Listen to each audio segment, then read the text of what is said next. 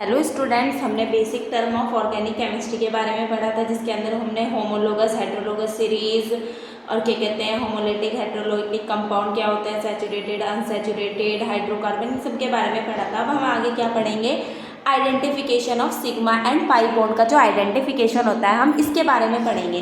अब हमें पता है कि जो हमारे पास तीन तरीके के बॉन्ड होते हैं, एक तो सिंगल बॉन्ड होता है, डबल बॉन्ड होता है और क्या होता है हमारे पास ट्रिपल बॉन्ड होता है। जो हमारा सिंगल बॉन्ड होता है इसके अंदर क्या होता है, अगर मैं लिखूँ जो मेरा सिंगल बॉन्ड होता है इसमें क्या होता है, एक सिग्मा बॉन्ड होता है, और जो डबल बॉन्ड होता है इसके अंदर एक सिग्मा और एक हमारा क्या होता है पाई बॉन्ड होता है, और जो हमारा ट्रिपल बॉन्ड होता है इसके अंदर एक सिग्मा और दो पाई बॉन्ड होते हैं।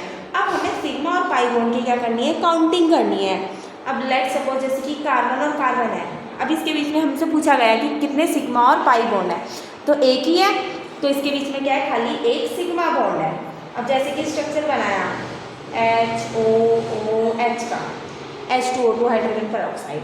अब इसमें एक दो तीन, तीन क्या है, सिग्मा बॉन्ड है, सिंगल बॉन्ड है, तो तीन क्या हो गए, जो सिंगल बॉन्ड है एक सिग्मा बॉन्ड, दो सिग्मा बॉन्ड, तीन सिग्मा बॉन्ड। पाई बॉन्ड कितने हैं, 0 पाई बॉन्ड है। अब एक स्ट्रक्चर जैसे हमने क्या बनाया, इथीन बनाया।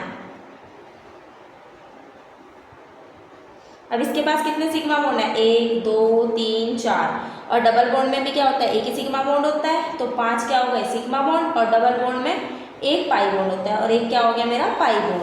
अब जैसे कि ये है इथाइन ट्रिपल बॉन्ड वाला, इसमें एक दो तीन, ट्रिपल बॉन्ड में भी एक ही सिग्मा बॉन्ड होता है, तो तीन क्या हो गए इसमें सिग्मा बॉन्ड और दो क्या हो गए पाई बॉन्ड। ये हमें याद रखना है, single bond double bond triple bond में एक ही सिग्मा बॉन्ड होता है, और जो डबल बॉन्ड और ट्रिपल बॉन्ड होता है उसमें डबल बॉन्ड में एक पाई बॉन्ड और ट्रिपल बॉन्ड में दो पाई बॉन्ड होते हैं। अब जैसे कि हमें बोला कि जो C6H6 है इसे क्या बोलते हैं हम, बेंजीन, और इसके अंदर पूछा गया है कि इसमें कितने सिग्मा और पाई बॉन्ड है, तो हमने इसका स्ट्रक्चर बनाया CH2 ऐसे बनाते हैं, एक मिनट, C 1 2 3 4 5 6, एक H, दो H, तीन H, 4 5 6, और डबल बॉन्ड होता है अल्टरनेटिवली। अब इसके अंदर हमें सबसे पहले क्या देखना है, सिग्मा बॉन्ड कितने हैं, एक सिग्मा बॉन्ड, 1 2 3 4 5 6 7 8 9 10 11 12 क्या होगा इसमें सिग्मा बॉन्ड, और डबल बॉन्ड कितने हैं, एक डबल बॉन्ड, दो डबल बॉन्ड और तीन डबल बॉन्ड। अब तीन डबल बॉन्ड है तो एक में एक पाई, तो तीन में कितने हो गए हमारे, तीन पाई बॉन्ड हो गए। ठीक है, अब मैं आपको थोड़ा सा होमवर्क देती हूँ जो आप करके देखना है। इन दोनों में जो सिग्मा और पाई बॉन्ड है वो आपको बताने हैं। ठीक है, अब हम अपना जो नेक्स्ट टॉपिक है उसके बारे में पढ़ते हैं। इसमें हमें पढ़ना है identification of relative position with respect functional group के अकॉर्डिंग हमें रिलेटिव पोजीशन के बारे में पढ़ना है। अब हमें क्या पढ़ना है, identification of relative property with respect functional group. अब हमारा कोई सा भी फंक्शनल ग्रुप लगा दिया, जैसे कि मैंने यहाँ पे डबल बॉन्ड लगा दिया, ये जो मेरा डबल बॉन्ड है ये फंक्शनल ग्रुप की तरह काम कर रहा है। अब इस डबल बॉन्ड के जो पास वाला कार्बन होगा वो अल्फा कार्बन होगा, और जो इससे दूर वाला होगा वो क्या होगा, बीटा कार्बन होगा। लेट्स सपोज मैंने एक स्ट्रक्चर बनाया ऐसे,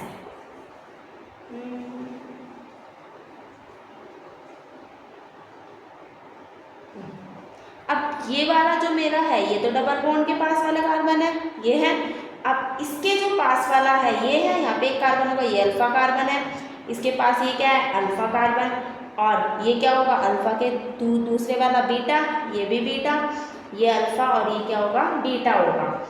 ठीक इसी तरीके से अगर मैंने स्ट्रक्चर बनाया ऐसे 1 2 3 4 ऐसे करके बना दिया।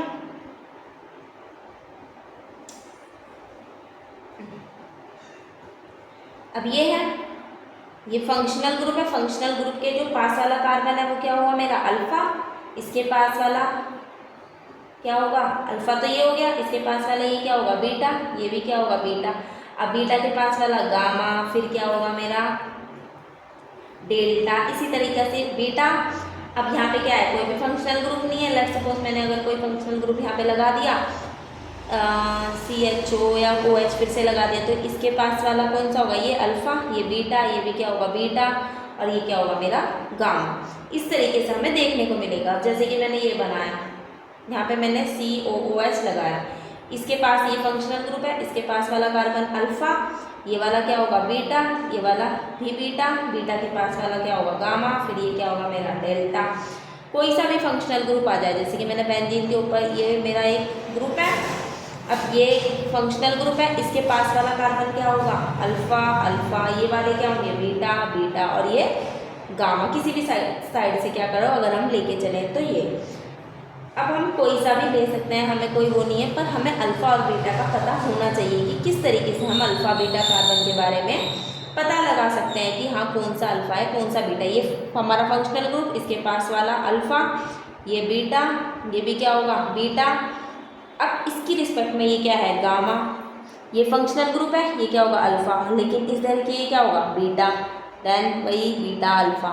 इतना पता चला। अब हम इसके बाद आगे हम नेक्स्ट पढ़ेंगे आइडेंटिफिकेशन ऑफ हाइब्रिडाइजेशन।